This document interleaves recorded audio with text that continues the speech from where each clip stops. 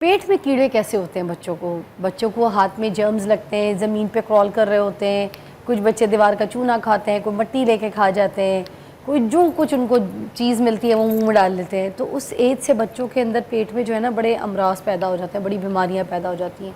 तो क्या ये पानी गंदा पी लेना, गंदी चीज़ें मुँह में डाल लेना, हाथ हर वक्त गंदे रखना, इन सब चीज़ों से पेट के अमराज और पेट में कीड़े हो सकते हैं? ये डेफिनेटली देखें, सबसे इम्पोर्टेंट चीज़ है हाइजीन। अगर बच्चे की हाइजीन प्रॉपर नहीं होती तो सबसे ज़्यादा जो मसले होते हैं बच्चों में वो पेट के ही अमराज की वजह से होते हैं। जो मोस्ट कॉमन हमारे बच्चों में इन्फेक्शियस डिजीज़ है वो लूज़ मोशंस है, डायरिया है। और डायरिया तब होता है जब आप गंदी चीज़ें खाएं और उसकी जो मेन सोर्स है आपकी इन्फेक्शन का वो गंदा पानी है। तो गंदे पानी में आपके जो जरासीम होते हैं जब पेट के अंदर जाते हैं तो उसकी वजह से आपके बच्चे के पेट के अंदर कीड़े भी हो सकते हैं। एक तो ये वजह है, या जो चीज़ें बाहर से हम वेंडर से खाते हैं, बाहर की चीज़ें शवारमा बर्गर्स वगैरह, उनमें हाइजीन बेहतर नहीं होती तो उसमें भी कंटेमिनेशन की वजह से बच्चों में जरासीम जाते हैं और कीड़े और जरासीम जा सकते हैं। लेकिन जो मोस्ट कॉमन कंप्लेंट्स हैं जिसकी वजह से बच्चे में ख़ास करके कीड़े पड़ते हैं, होता ये है कि हमारे मुल्क में माँ बाप को ये होता है कि जी दूध में बड़ी ताकत है, वो दूध पिलाती रहती हैं।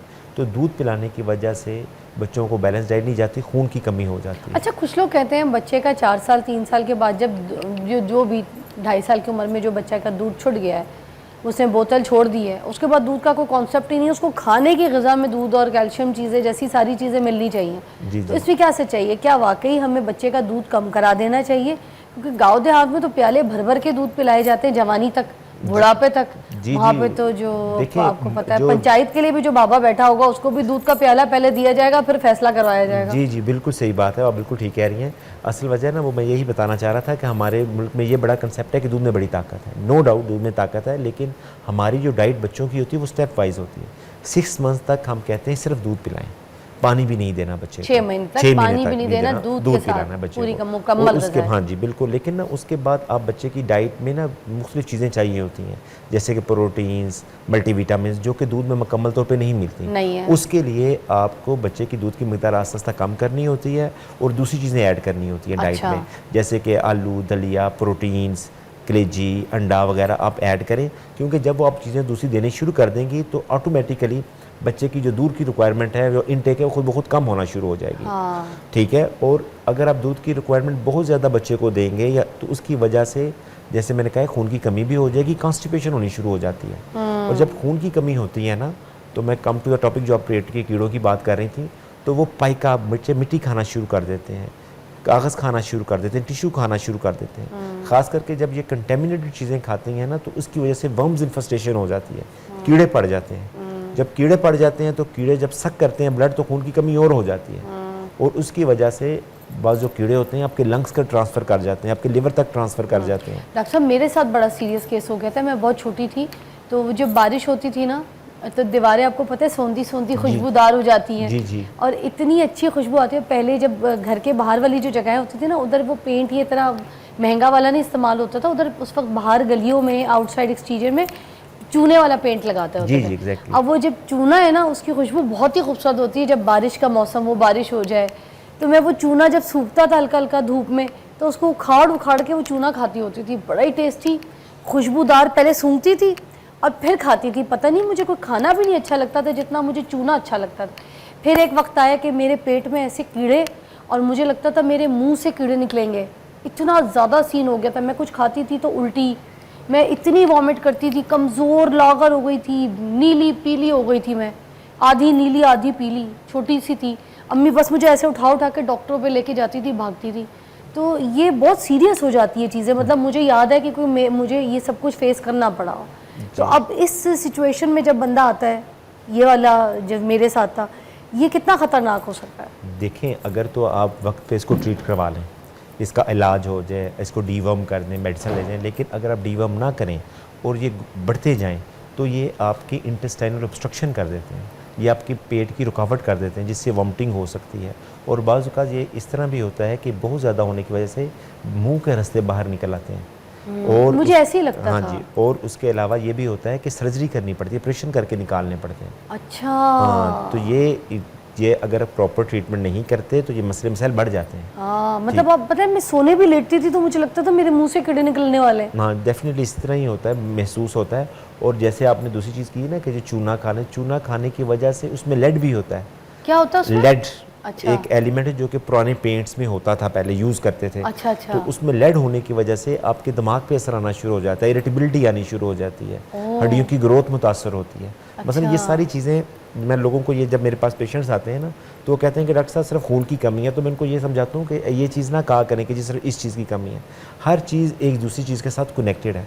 अगर किसी बच्चे में अगर आयरन की कमी है ना तो साथ उसकी दूसरी चीज़ों की भी कमी हो रही होती है। जिस तरह फोलिक एसिड है, B12 है, मल्टीविटामिन हैं, विटामिन डी है, कैल्शियम है, तो उसमें एक सारा सर्कल होता है, उस विशियस सर्कल में लोग बच्चे फंस जाते हैं। अच्छा, अलग अलग किस्म के बच्चे देखे मैंने, जैसे मैं तो चूना खाती थी, दूसरे बच्चे मट्टी खाते थे। हाँ जी। उनको किसी को मट्टी खा के मज़ा आता है। कुछ बच्चे मैंने देखे कच्चे चावल खाते हैं, माँ के पास जाएंगे किचन में, डब्बे में से निकालेंगे, माँ चुन रही कच्चे चावल खाएंगे। कुछ मैंने देखा है कच्चा, जो वो माँ आटा गूंथती है, कच्ची रोटी वाला जो आटा होता है ना, वो खाते हैं चबा के, उनको उसका मज़ा आता है। हाँ जी। और अजीब अजीब सी चीज़ें, कुछ लोग मुंह में जैसे बोतल का ढक्कन लेके चूसेंगे। कुछ लोगों की आदत होती है मुंह में जो कॉइन है पैसों का, वो लेके बस ज़बान में घुमाते रहना है। कुछ स्क्रू लेके मुंह में बड़ा मज़ा करते हैं, कुछ बालों की हेयर पिन लेके। हर बच्चे की कोई ना कोई अजीब किस्म की कोई नमूनी हैबिट होती है। बिल्कुल, ये जो आप सारी चीज़ें चाबी मुंह में लेते हैं कुछ बड़े बड़े उम्र के। जी, मैं बच्चे तो छोड़े, इतने बड़े बड़े यहाँ पे लोग हैं मुंह में चाबी लेके बैठे रहते हैं, लोग चाबी चूसते रहते हैं। बिल्कुल, ये डेफिनेटली आप ये जितनी आप चीज़ें गिनवा रही हैं ना, इसको कहते हैं eating of non nutritious things, जिसकी कोई न्यूट्रिशन वैल्यू नहीं है। हाँ। तो ये इसको पाइका कहते हैं इन सारी चीज़ों को। और बाज़ का तो ये ऐसे भी होते हैं कि जी जो लड़कियां होती हैं वो बाल खाना शुरू कर देती हैं। हाँ, बाल भी बड़ी खाती हैं लड़कियाँ। ये हाँ, मेरी बेटी बाल खाती थी। हाँ, तो ये खून की कमी का एक साइन होता है।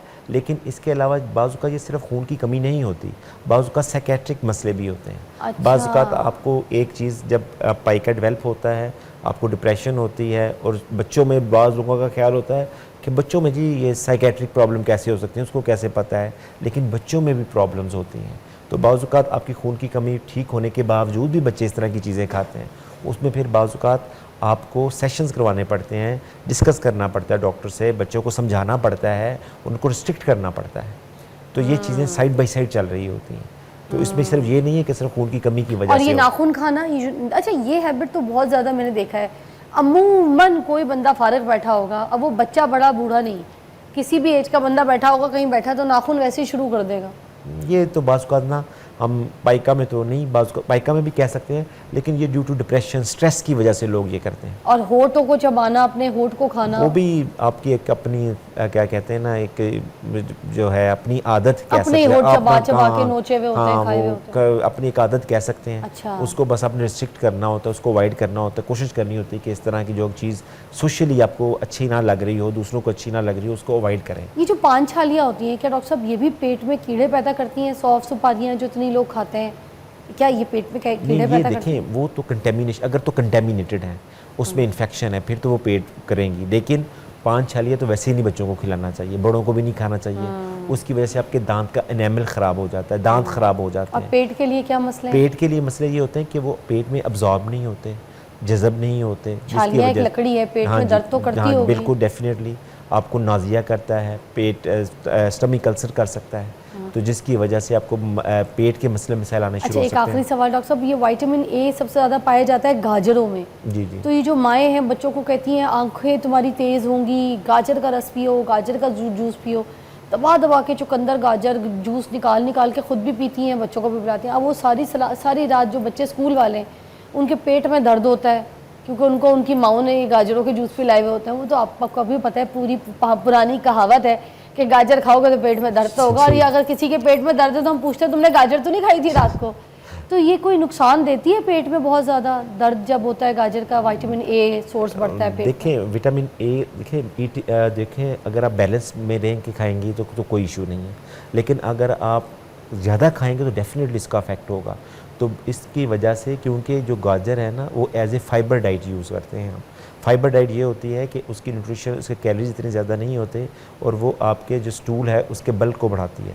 उसमें विटामिन ए भी होता है। तो जूसेस के ज़्यादा मैं कहूँगा कि आप उसको एज इट इज़ खाएँ, रा खाएँ तो ज़्यादा बेहतर है, लेकिन फाइबर भी जाए, एज ए फाइबर भी जाए। लेकिन ये होना कि जी बहुत ज़्यादा मकदार में लेना, कोई भी चीज़ अगर आप ज़्यादा मकदार में ले लेंगे तो डेफिनेटली उसके मसले मसाइल आएंगे बच्चों को। और अगर आप बहुत ज़्यादा मिकदार में गाजर खाते हैं या जूसेस पीते हैं ना, तो उसकी वजह से बहुत उसका डायरिया लग जाता है। क्या लग जाता है? डायरिया लग जाता है, डायरिया लूज लग मोशन लग जाता है, जाता है। अच्छा। उसको कहते हैं toddlers diarrhoea. Alright. Toddlers diarrhoea ये होता है कि आपके बच्चों में आपने कोई ऐसी चीज़ें खिलाई हैं जो बच्चों को हजम नहीं हो रही, हजम ना होने की वजह से एज इट इज़ आपके पेट से वैसे ही निकलती जा रही हैं। अच्छा। तो उसका इलाज यही होता है कि आपने वो चीज़ें बंद करनी होती हैं या कम करनी होती हैं, ताकि वो कम हो, अब्जॉर्प्शन अच्छी हो, जज़ब हो जाए और बच्चे के पेट में, आंतड़ियों में जज़ब होने की वजह से मसले मसाइल ना हो। लेकिन अगर ज़्यादा खाएंगे तो डेफिनेटली पेट दर्द भी होगा, डायरिया भी लगेगा, उल्टी भी आएगी। तो इसलिए कोशिश करें कि इनको बैलेंस मिकदार में रखें और एक ही दिन में विटामिन ए पूरी करने की कोशिश ना करें। आपकी ज़िंदगी बढ़ी इंशाल्लाह। Thank you so much doctor Shahram, बहुत शुक्रिया, बड़ी अच्छी तरीके से आपने रहनुमाई की। आपको एक ब्रेक के बाद मिलते हैं, स्टे ट्यून्ड।